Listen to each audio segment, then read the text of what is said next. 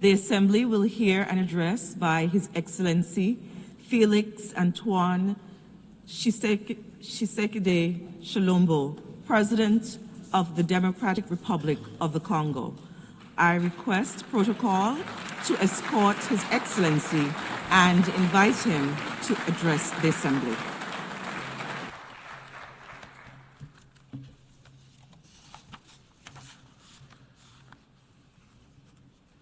Madame la Présidente, Madam President, Secretary General, distinguished heads of state and government, distinguished delegates, ladies and gentlemen. At the outset, I would like to warmly congratulate Annalena Baerbock on her election as President of the 80th regular session of the General Assembly of the United Nations. Her leadership and her commitment to multilateralism will be crucial for the success of our work. I also here at this podium would like to pay tribute to her predecessor, His Excellency Mr. Philemon Yang, whose commitment and dedication were critical to the previous session.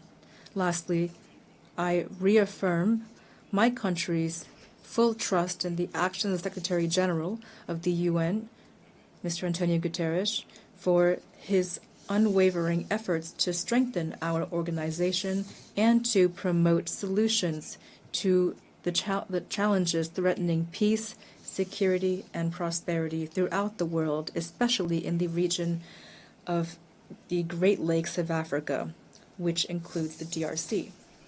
Madam President, I commend the relevance of the theme of this 80th session, Better Together, 80 years and more for peace, development, and human rights. It highlights 8 decades of joint efforts of a UN dedicated to peace, development, and universal well-being based upon an unwavering promise of collective security. The 80th anniversary of the United Nations, which is the guarantor of this security and has been since 1945, is an opportunity to reaffirm the virtues of effective multilateralism and to pay tribute to the ideals of peace, human dignity, and solidarity between nations, which inspired its founders. Although the United Nations remains a pillar for the regulation of international relations, as well as the prevention and resolution of conflicts and the promotion of human rights and fundamental freedoms, today it is facing systemic challenges which are putting its credibility and capacity for action to the test. The profound changes ongoing during our era, especially protracted armed conflict, climate deregulation, recurring humanitarian crises, and constantly evolving transnational threats, remind us that multilateralism is not an option, it is a necessity for all of us. We remain convinced that the responses to the challenges of the 21st century can only emerge from collective solutions based upon cooperation, justice, and shared responsibility. Madam President, after its election in June, the DRC is preparing to sit as a non-permanent member on the Security Council for 2026-27. I, on behalf of my country, once again sincerely thank the member states for the trust and solidarity they've shown toward us. Our participation will be firmly constructive and holistic. It will be based on 2 indivisible priorities: peace and security on one hand, and prevention and resolution of conflict on the other.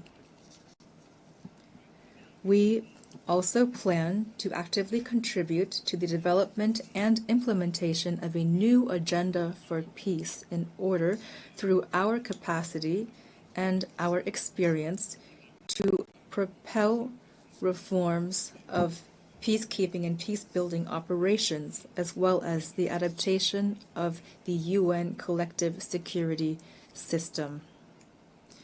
With regard to Security Council reform, my country reaffirms the common African position as enshrined in the Ezulwini Consensus and the Sirte Declaration. Africa must hold 2 additional seats in the non-permanent member category and 2 seats in the category of permanent members with the same rights, including veto rights, the same privileges, and the same obligations as the current permanent members. With its 54 states and more than 1.2 billion inhabitants, Africa can no longer remain on the sidelines of decisions that concern international peace and international security. Madam President, another priority is the illegal exploitation of natural resources, one of the major and most persistent causes of conflict. The DRC plans to center debate on exemplary governance of strategic minerals in order to guarantee exploitation that complies with the principles of sustainable development, economic sovereignty, and people's well-being. On a global scale, breaking the toxic link between profit for mining and financing non-state armed groups requires a comprehensive approach based on harmonizing rules of due diligence and traceability from mines to the consumer, the comprehensive transparency of supply chains and effective beneficiaries, independent mechanisms for oversight and audit, strengthened operational and cooperation between customs, judicial, and financial authorities, targeted and effective sanctions against traffickers and their networks, and a staunch fight against corruption, supported by standards of good governance, public contracts, and the traceability of payments. Of course, the dimensions of human rights and transitional justice, as well as the women, peace, and security, and youth, peace, and security agendas, remain indispensable to this action. Their effective inclusion is the precondition for a just, lasting, and inclusive peace. Madam President, in the run-up to the establishment of the Independent Commission of Inquiry established by the UN Human Rights Council on the massacres perpetrated a few months ago by our assailants and their proxies in the east of my country, I solemnly call upon the international community. It has the moral and political duty to support this crucial body in order to establish truth, bring justice to victims, and lay the groundwork for a lasting peace rooted in memory and shared responsibility. Madam President, as the planet warms, marginalization becomes deeper and conflicts multiply. The diagnosis that in July 2023 inspired the vision for a new agenda for peace by Secretary General remains as relevant as ever. The world is now facing multifaceted and profound crises. The foundations of prevention have been weakened, and international law, so strongly enshrined in the UN Charter, which calls upon states to refrain from the threat or use of force, is too often flouted. Our system of collective security is being shaken. It will not survive without a massive increase in solidarity of interest and compliance with rules. In this context, the rhetoric of war is gaining ground, and we are helplessly watching the return of old demons, armed aggression, wars over resources, and for the conquest of vital territory, which have spared no continent. While the war between Israel and Hamas is ravaging Gaza with the risk of regional spillover, and the Russian-Ukrainian conflict continues, other hotspots are raging in Yemen, Myanmar, and Syria. The armed conflict that is continuing in my country is a tragic example of this. For 3 decades now, peace and security have broken down in the east of the DRC. This war has transformed into a predatory enterprise. It has long since transcended merely military or geopolitical dimensions. It aims to pillage our resources, erase our collective memory, and destroy our communities. Its consequences are catastrophic: millions of deaths, decimated families, almost 7 million IDPs, women and children who've been targeted, villages razed to the ground, generations sacrificed. In several regions of the East, we see all the indicators of an attempt at extermination. The UN itself, through the mapping report, has documented the scale of these atrocities. This is not just a conflict. It is a silent genocide that the Congolese people have been suffering for more than 30 years.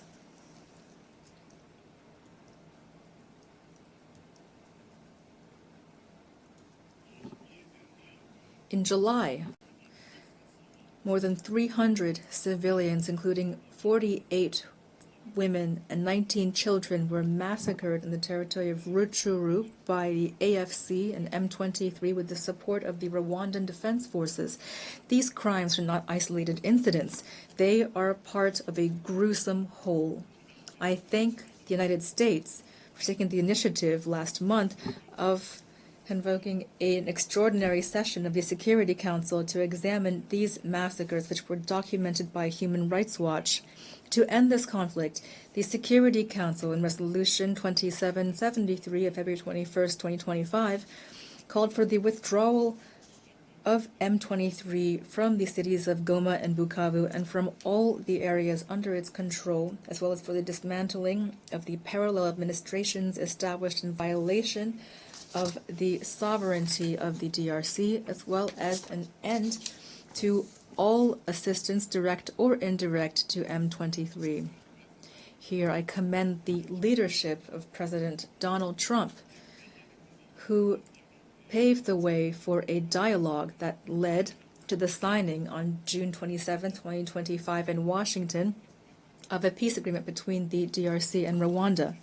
This agreement explicitly requires that Kigali carries out a complete and verifiable withdrawal of its troops and lifts so-called defensive measures. It also calls for the disengagement, disarmament, and conditional integration of non-state armed groups within the armed forces of the DRC and the Congolese National Police, the establishment of a joint mechanism of security coordination, as well as a provision guaranteeing respect for territorial integrity and a cessation of hostilities.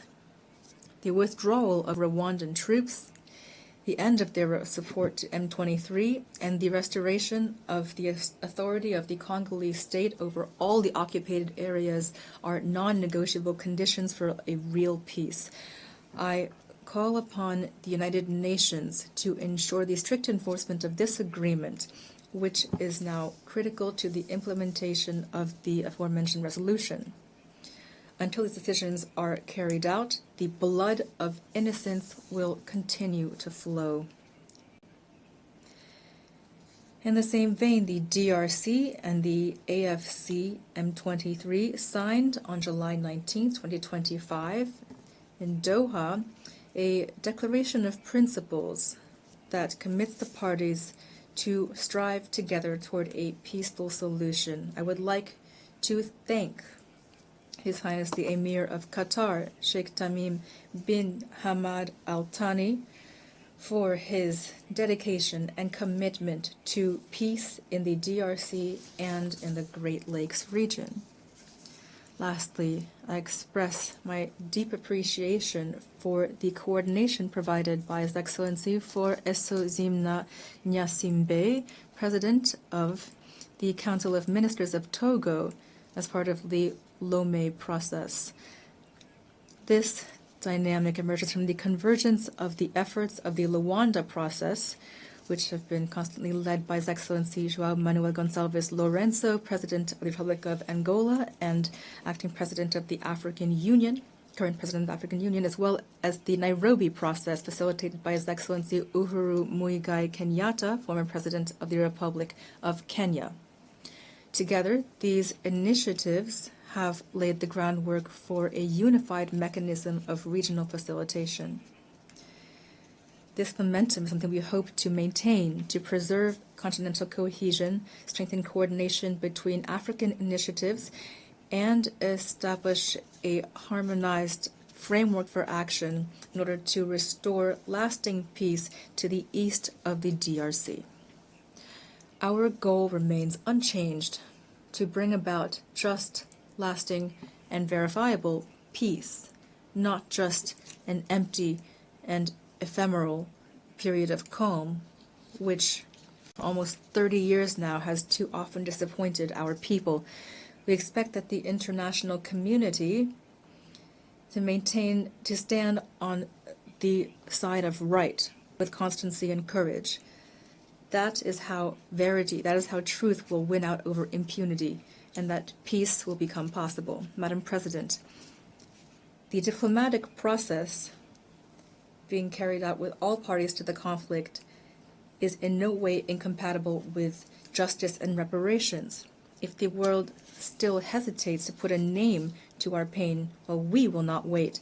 We are the main witnesses of it. We will be those who bring about justice. But we need your solidarity, your support, as well as complete compliance with international law.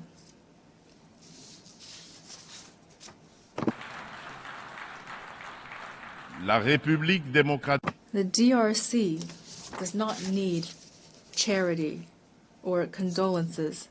It needs justice, truth, and dignity.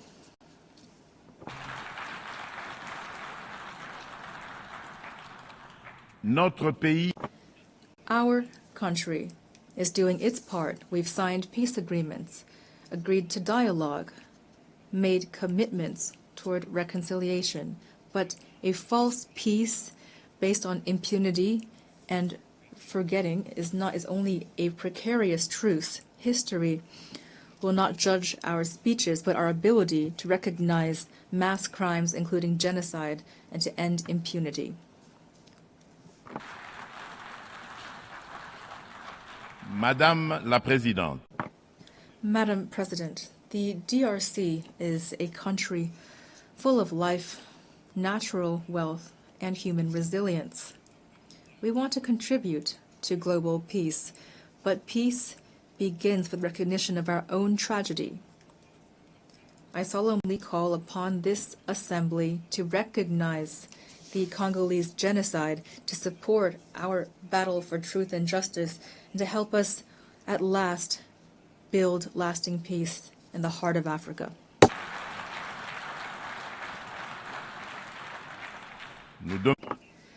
We call upon the UN to establish a regime of targeted sanctions against perpetrators of economic crimes as well as war crimes, crimes against humanity, and crimes of genocide that have been committed in the east of my country. We call upon the UN to support all actions that aim to curb illicit supply chains in minerals, which for decades now have been financing war and human tragedy.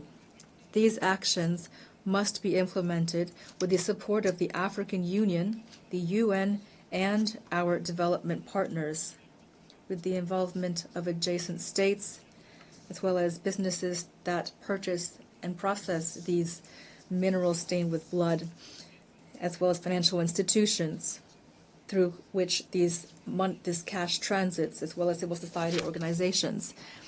I state this solemnly. The international community has the moral and political duty to recognize this tragedy for what it is, a genocide, and to act accordingly. Silence and inaction in the face of these crimes amounts to complicity.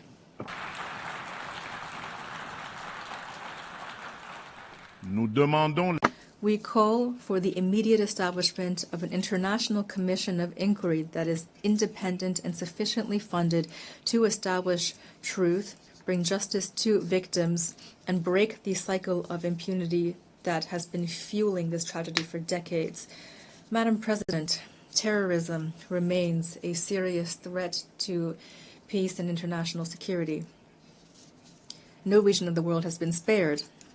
After Asia, Western Europe, and North America, this scourge has become rooted in Africa and is destabilizing several sub-regions. Al-Qaeda in the Islamic Maghreb, although eroded by international action, maintains some capacity in gray zones and is spreading its influence. Boko Haram in the north of Nigeria and Al-Shabaab in Somalia maintain significant territorial control.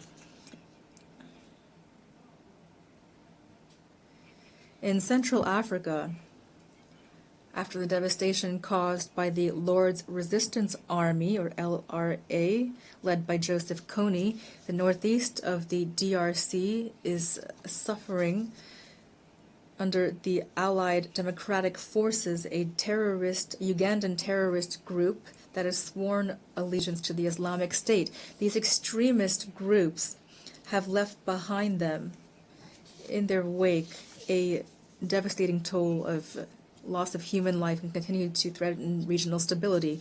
A member of the Global Coalition Against ISIS, the DRC calls on the UN to more staunchly implement the recommendations of this coalition and the Akaba process, that is to say, the sharing of intelligence, curbing of financing, combat against propaganda and sanctuaries for terrorism, as well as increased support to victim communities while fully respecting international humanitarian law.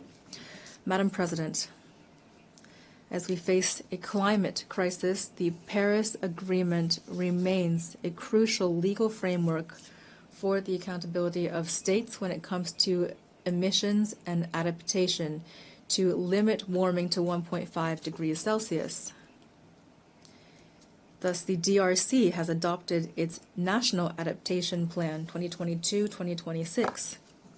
We have committed to stopping and reversing deforestation and forest degradation, land degradation by 2031, while promoting sustainable development and inclusive rural transformation. Since December 2021, a package of measures has supported the restoration of forests, especially the School Garden program, to plant 1 billion trees by 2030. This aims to strengthen CO2 sequestration and the resilience of our ecosystems. We commend the adoption of the 5/CMA.5 decision, which establishes new financing mechanisms, including the Loss and Damages Fund, to complement existing resources and to provide tangible solutions for the most vulnerable countries. With our unique environmental capacity, the DRC is at the heart of these solutions. It's prepared to mobilize its natural assets to protect the global climate, as long as financial commitments are predictable, accessible, and commensurate with environmental and human imperatives. Madam President, allow me also to address the issue of energy challenges and the protection of our ecosystems. I'd like to recall that the Congo Basin is home to the second largest tropical forest in the world, considered by many scientists to be the largest land-based carbon sink, as well as a vast hydrographic network dominated by the Congo River, the second largest in the world in terms of throughput. These vital resources are severely threatened by destructive activities including deforestation, illegal exploitation, and pollution, which are often exacerbated by recurring armed conflict, which amount to real crimes against nature.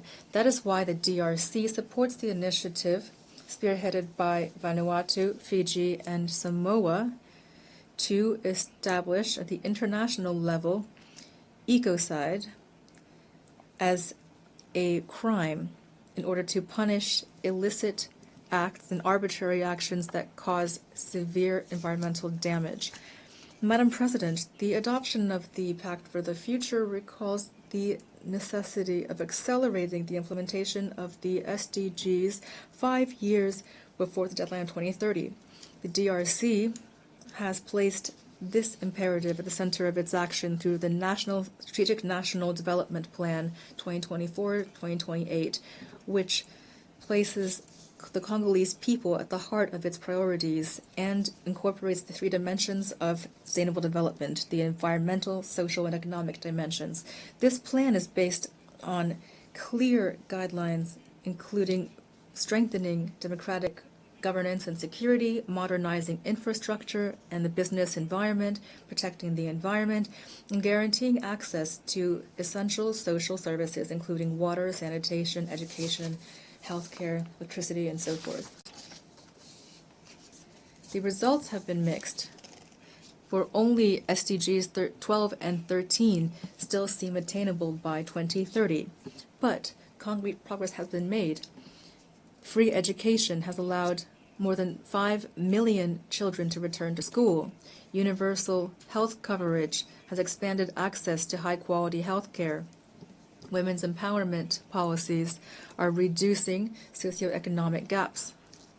These accomplishments, however, are jeopardized by the persistent lack of security in the east of the country and the vulnerability of our economy to external shocks.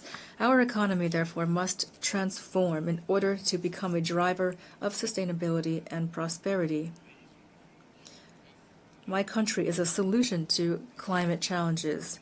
My country plans to make full use of its forests, its biodiversity within a climate economy that is turned toward a green, resilient, low-carbon type of growth. In this regard, the Grand UNGA project, one of the largest hydroelectric complexes in the world, embodies our ambition and strengthens the position of the DRC as a country of solutions. It provides clean, competitive energy to provide electricity to our territory, to decarbonize our industries, to support regional energy integration, and to pave the way for new applications, including green hydrogen. This trajectory is based on developing integrated carbon markets, attracting responsible investment, and creating decent jobs and sustainable livelihoods for our communities. However, there remains one major obstacle: financial constraints. The growing burden of African public debt combined with illicit financial flows is reducing our room for maneuver. The additional needs for achieving the SDGs in Africa have been estimated at $1.6 trillion. At the same time, illicit capital flight is undermining our currency and our macroeconomic stability. Hence, the need for urgent reform of the international financial architecture in order to guarantee that developing countries have fair and predictable access to concessional financing that is aligned with their national trajectories, including through a better channeling of special drawing rights, capitalization, and multilateral development banks, as well as counter-cyclical cash flows and a strengthened fight against illicit flows. Madam President, since I took up my post in my country, the DRC, I have pushed for a new dynamic in public affairs that includes systematically the gender dimension at all levels to ensure heightened presence of women in decision-making bodies. For example, the percentage of women within the government has risen from 17% in 2019 to 32% in 2025.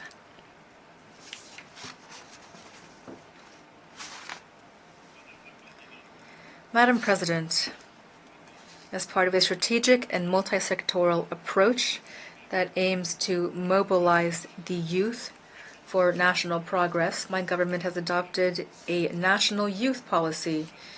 This demonstrates the commitment of our state to ensure full participation of young people in the life of our nation, and that to make sure it is a priority, a cross-cutting priority associated with clear and measurable goals. Madam President, the DRC aspires toward peace, justice, and development. It is ready to take action alongside all of you for a UN that is stronger, more inclusive, and more just. With all of its human, natural, and strategic assets, my country plans to use them to build a better future for future generations and for our common house, that is planet Earth. God bless humanity. May God bless us with the grace of a real lasting peace between all of the world's nations. Thank you. On behalf of the Assembly, I wish to thank the President of the Democratic Republic of the Congo,